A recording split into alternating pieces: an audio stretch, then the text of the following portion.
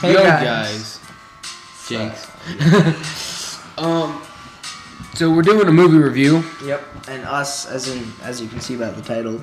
Juan and Convex. Oh yeah. With the awesome music going in the background. Okay, so as you can tell, this is the American Sniper. This is a review about everything. Okay, I'll let you talk on this one because I don't know anything about PTSD. We did watch this shit. Bro, okay, so anyways, so when he, in his life, and as the movie explained very clearly, actually, he was going through PTSD, which, if you don't know, is post-traumatic stress disorder, usually caused by war for veterans, usually, or some traumatic experience or event. So for him, and it wasn't necessarily what he was doing, the people he was killing that gave him this. It was more of the lives he couldn't save, and that's his words, that was really killing him. Because he hated it when he lost Marines that were in his protection, and that's what killed him. Yeah, and if you were crunching or eating ice cream with frozen M&Ms, so probably not frozen anymore. But anyway, so, and there were times where I'm not entirely sure if this actually happened to them in real life, but in the movie, he almost struck a dog because he thought the dog was attacking one of the kids. And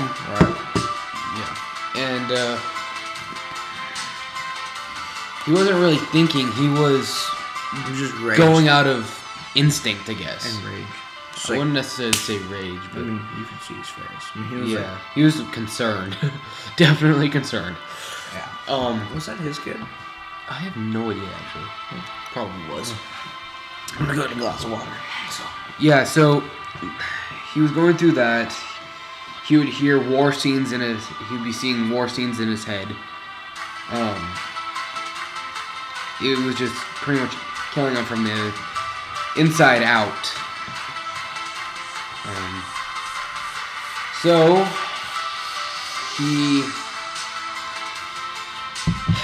what he wound up doing is going to see a counselor about it. And one thing he always wanted to do is help Marines and help them.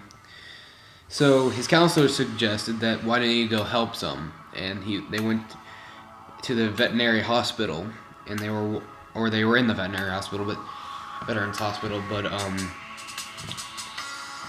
they went around the halls and they were talking with some of the veterans there, and what he started doing is taking them out shooting, and this was therapy for them because it made him feel better, and it was also therapy for him at the same time because it always allowed him to help them even out in retirement. This is also how he died, but I will get to that later.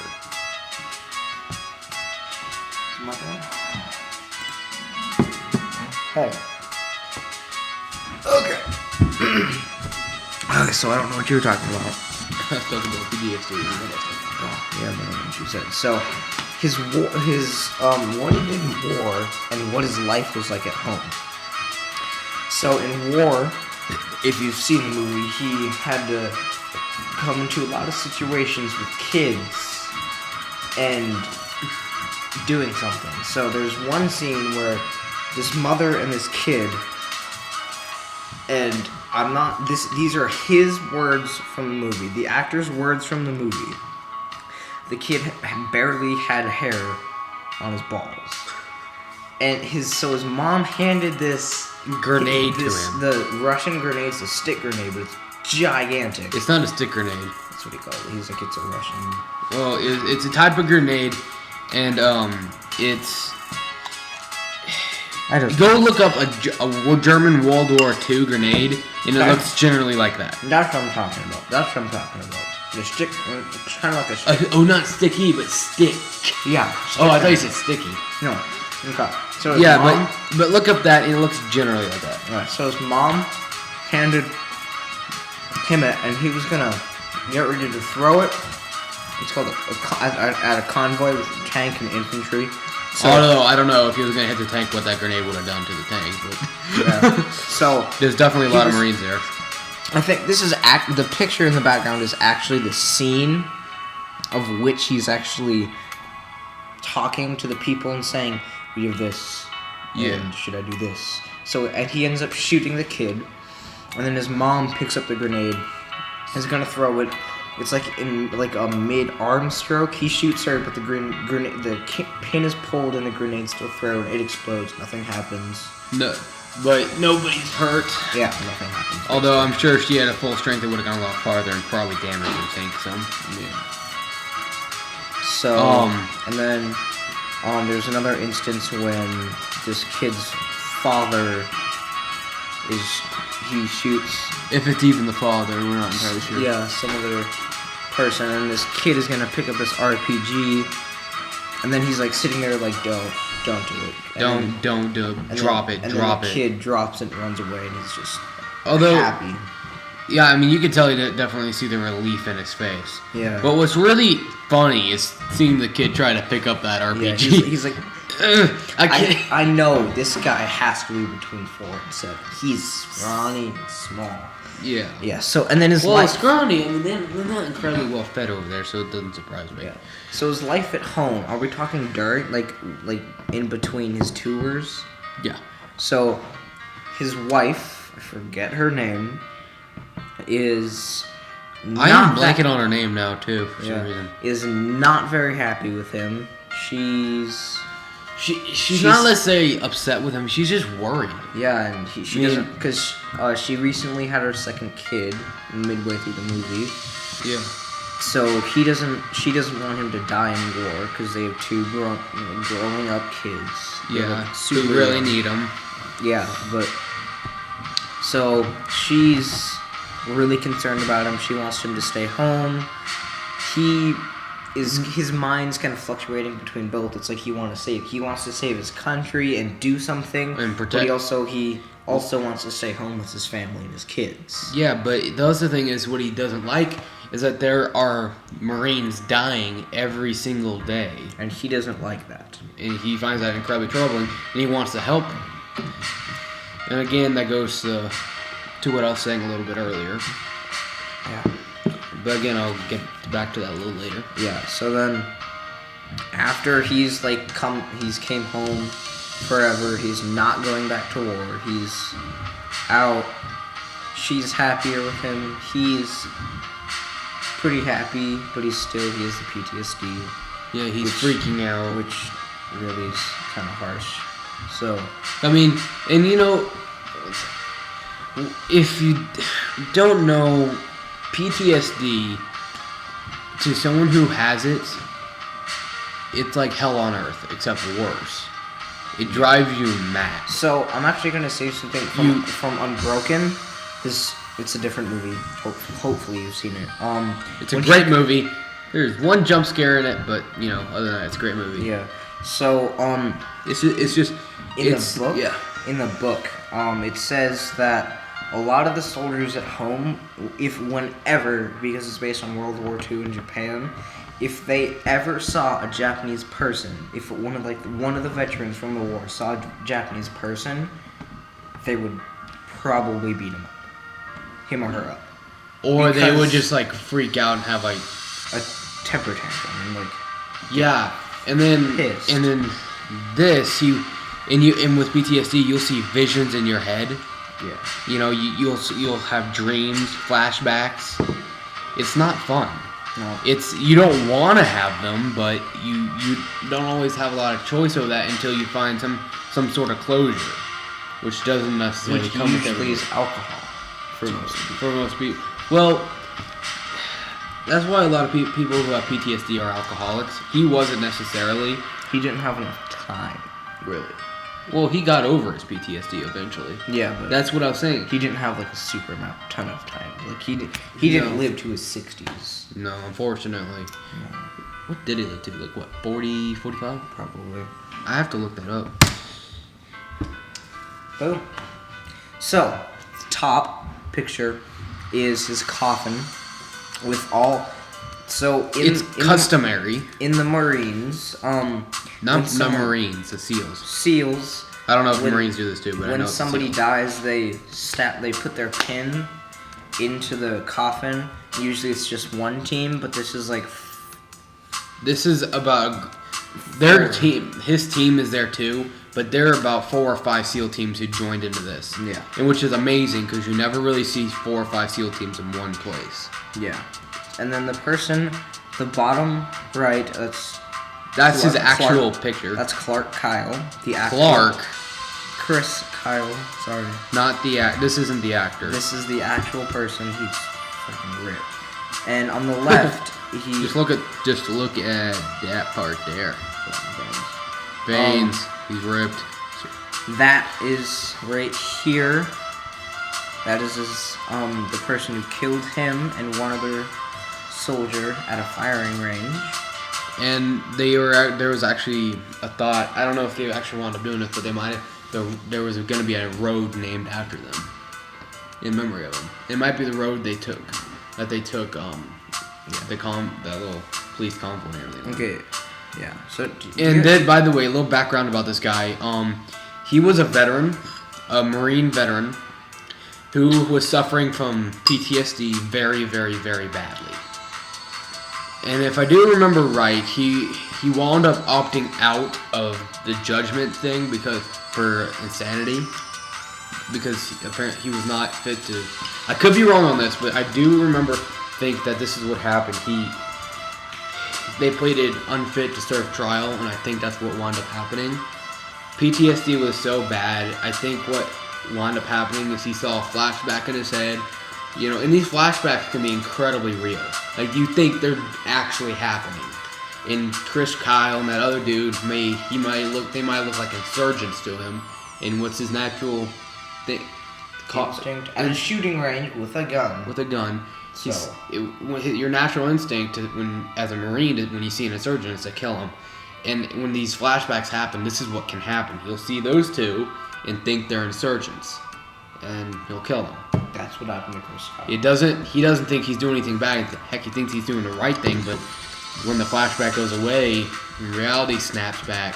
You're just like... I mean, for this guy, I just can't imagine what's going through his head. He just killed Chris Kyle. The legend. Yeah, that was his legit nickname. Jinx. And, yeah. I don't know...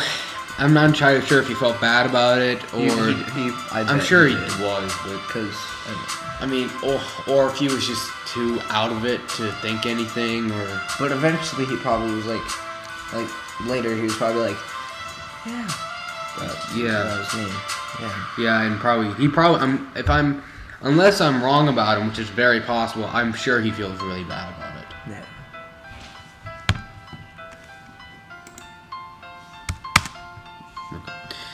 Well, his funeral. They actually were able to use the Dallas Stadium as a Dallas Cowboys football stadium. Yeah. So as a remembrance or his funeral. Yeah. And so this basically explains his funeral. The bottom left they completely closed down a highway for him. Or at least one side of it. The other side was running, but one going the one direction was closed completely. Yeah, and then the one above that is his tomb, or his coffin in the middle of the Dallas Cowboy Stadium. And right here is a picture of him, and that's the American flag.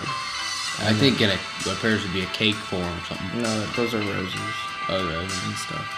And then this is the whole stadium. These are all the people. I think that's a lot of SEAL team members. And I think what wound up happening, they filled up an entire one side section or something, like what would be like right here and going off over here. So basically, it was like completely full. Basically like this part, but on the other side. Yeah, exactly.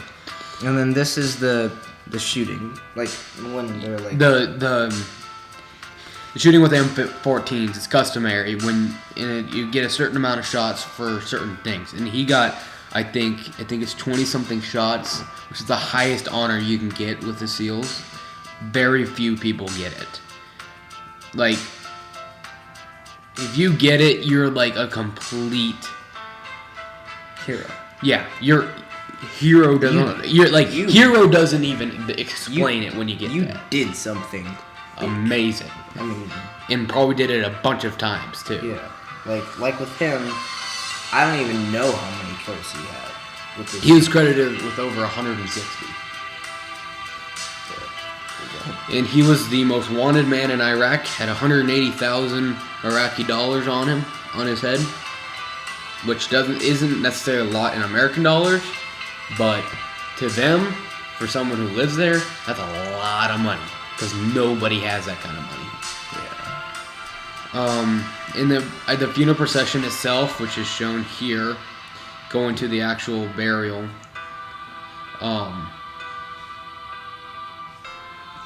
Did we show his casket? Oh yeah, and here's his casket again. I think it was about like a mile long.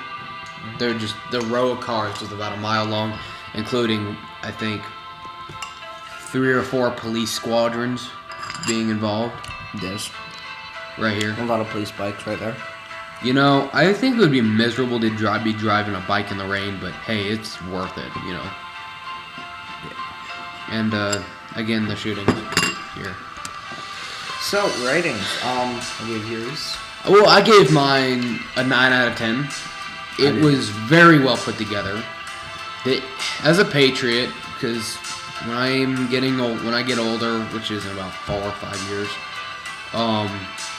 5 to 9 years, depending whether or not I get into one of the academies or whatever. I'm trying to go to the Air Force, and I'm a very big patriot. I want to serve my country too. And I knew this before I even watched The American Sniper. I've known this pretty much my whole life. So, as a patriot, even at the ending, it really almost made me cry, and I'm not joking.